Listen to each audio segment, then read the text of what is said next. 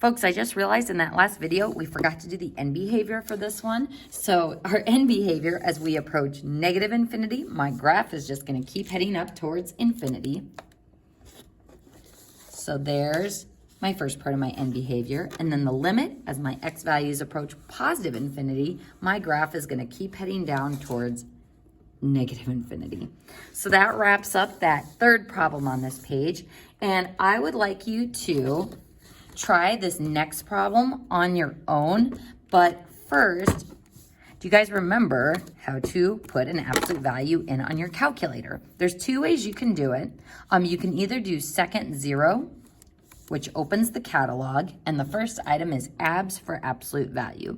The other way you can do it is hit your math button, arrow over to number, and then the abs is there as well. So you can do it either way, but you definitely need to know that for the test on how to do absolute values on your calculator. But this isn't actually an absolute value function because the absolute value is in the denominator. So this function is its own crazy little thing.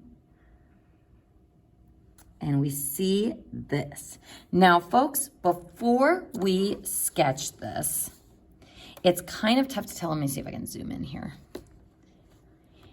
It's tough to tell what's going on at zero. It's like, wait, does it have like a little dip there or is it open space? So I'm going to use my trace button. And what I find is that at zero,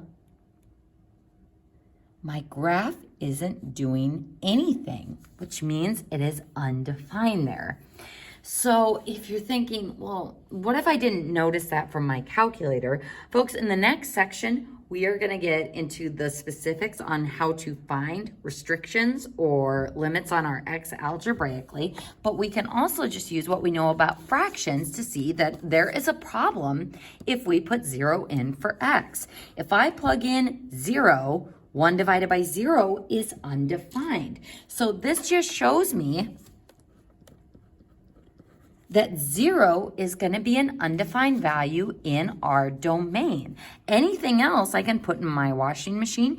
Anything else I can take 1 divided by. The only thing we can't have for that x is 0.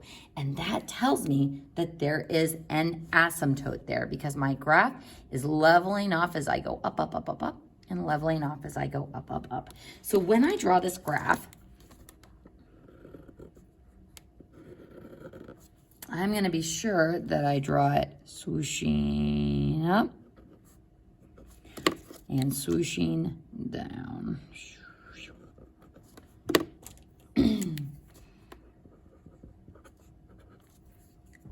All right, so that is what our graph looks like. So our domain is all real numbers except for we've got a break at that asymptote of 0.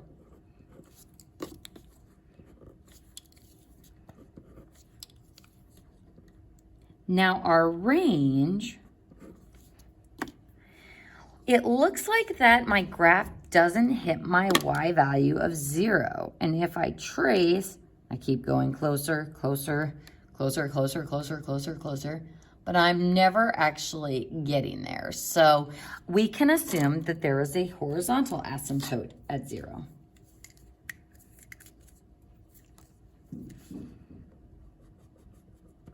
So you can use your trace or your table S to find that. So our range starts at 0 with a parenthesis because we're not actually hitting that asymptote. And then we are covered going up to infinity. Now, if I use my trace button, I can see that this graph is going to be increasing on this entire interval. So there's not a minimum there. If I trace my y values, they just keep going up. And over on this segment, the y values keep going down. So my increasing interval will be from negative infinity to 0 with a parenthesis. And then my decreasing interval will be from 0 with a parenthesis to infinity. So because it doesn't switch at an extrema, there are no minimums and no maximums. The symmetry. We can see that if we folded it in half, it looks like it would be the same. And if I did a horizontal reflection and put a negative inside with the x, the absolute value of a negative would be a positive, so those would be the same. So this does have even symmetry. It is not continuous because I can't draw it without lifting my pencil because of that break in the x values. So we would have a vertical asymptote at x equals 0. And even if we took away that asymptote, I would still have those two separate swooshes. So this would be non-removable. For our end behavior, as we go towards negative infinity, we are leveling off towards that horizontal asymptote at 0. And as we go towards positive infinity, we are leveling off towards that asymptote at 0.